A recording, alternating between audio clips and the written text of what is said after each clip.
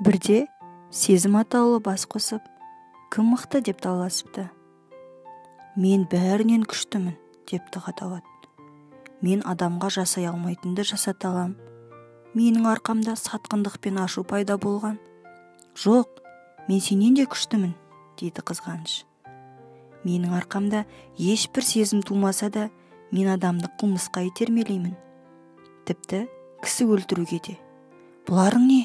Деп күйінді жалғыздық. Кісі өлтіру деген не тұрады? Мен адамды өз-өзін өлтіруге жеткізе аламын.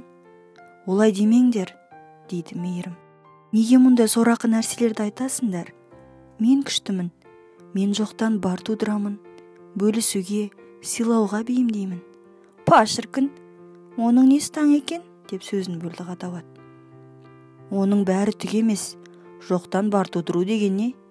Егер елдің бәрі бір-бірін жек көріп, қырылысып жатса, кімге керек сенің тудырған туындың? Дауласпаңдар, менен артық ешкім жоқ, деді Махаббат. Мен жақсы адамды жаман етемін, яки керісінше, соңымнан ерте аламын.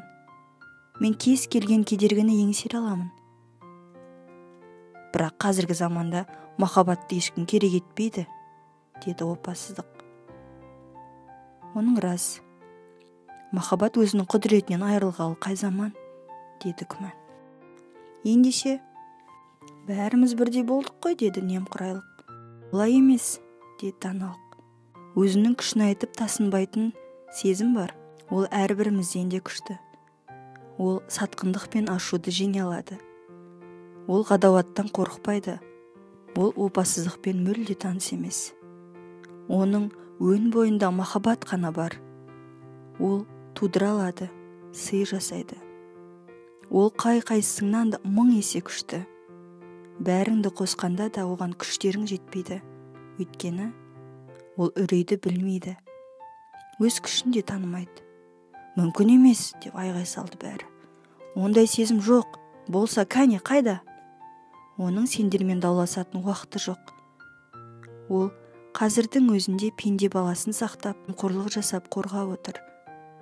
Уақытын текке жұмсамайды. Ол ылғи да бақыт пен тыныштықтың күзетіп келеді.